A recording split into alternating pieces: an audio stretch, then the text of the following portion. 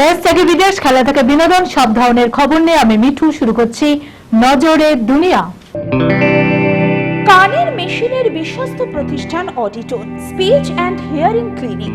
কানে শুনতে না পাওয়া বা শুনতে সমস্যা, তোতলা বা অস্পষ্ট কথা, জন্ম থেকে কথা বলতে না পারা, অল্প বুদ্ধি, কথা ও কানের যে কোনো সমস্যার সঠিক সমাধান অডিটন। অভিজ্ঞ চিকিৎসকদের পরিষেবার সাথে পাবেন কানে শোনার পরীক্ষা ও যন্ত্র, কান ও গলার ছবি, speech therapy, OAE, BERA, ASSR, ENG, VNG, ইকজি, ভেস্টিবুলার, সাইকোলজিক্যাল পরীক্ষা ও কাউন্সিলিং। বিশদে জানতে যোগাযোগ করুন।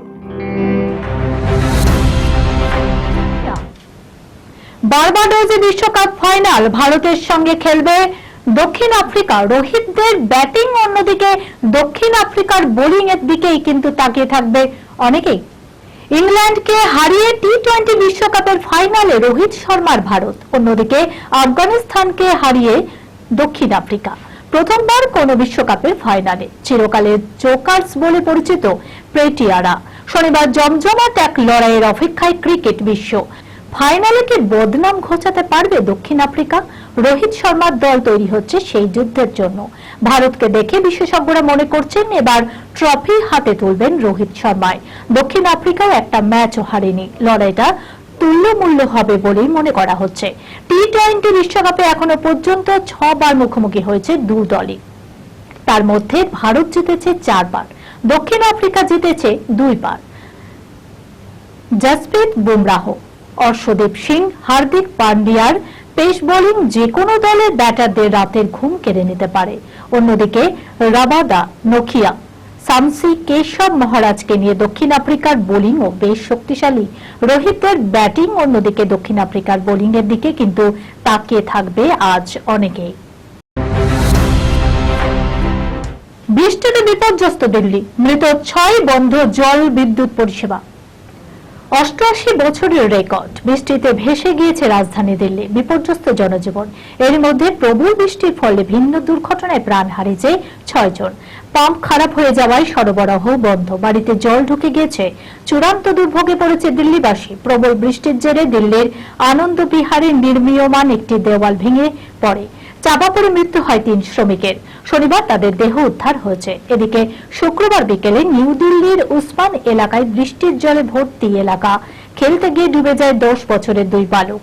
সেই দিনই সালিমার এলাকায় জলে ভর্তি আন্ডারপাস দিয়ে যাওয়ার সময় ডুবে যান এক ব্যক্তি। অন্যদিকে দিল্লির কিষানগঞ্জ আন্ডারপাসে জলে আটকে পড়ে একটি বাস, ভিতরে আটকে পড়েন বহু যাত্রীরা।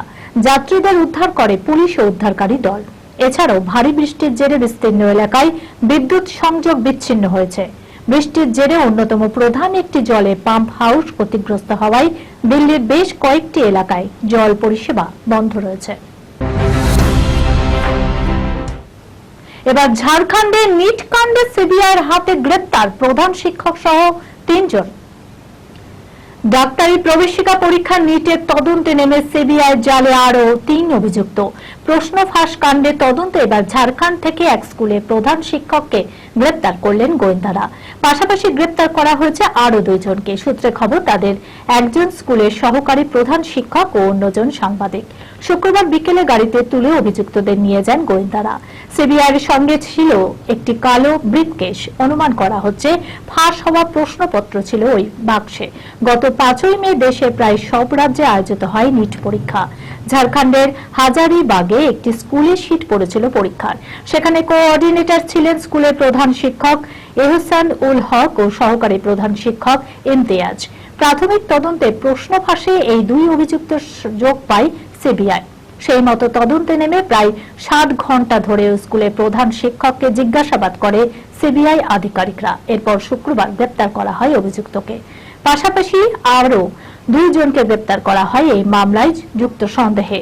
যদিও এই ঘটনায় এখনো পর্যন্ত সিবিআইয়ের তরফে কিছু জানানো হয়নি।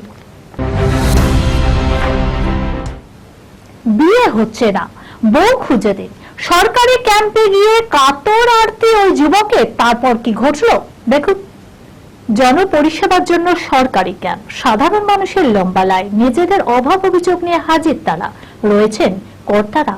সমস্যা শুনে তারা সমাধানের আশ্বাসও দিচ্ছেন।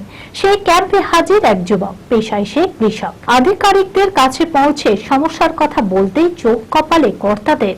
তিনি দীর্ঘদিন ধরে একা, তাকে বউ খুঁজে দিতে হবে। তা শুনে কার্যত হেসে লুটোপুটি খাবার জোগাড় সরকারি কর্তাদের।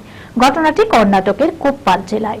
সেখানে জনস্পন্দন নামে একটি সরকারি ক্যাম্পের আয়োজন করে প্রশাসন। সেখানে সংগপ্পা নামের এক কৃষক তার জন্য পাত্রী খুঁজে দেওয়ার আবেদন জানায়। 10 বছর ধরে পাত্রী খুঁজছি, কিন্তু আমার বিয়ে হচ্ছে না।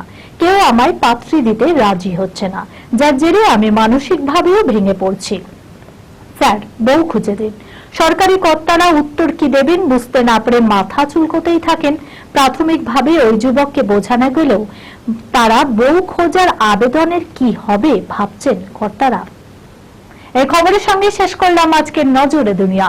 আপনারা দেখছেন টিভি 24 বাংলা, সংবাদ বিনোদন সারাদিন সারাক্ষণ।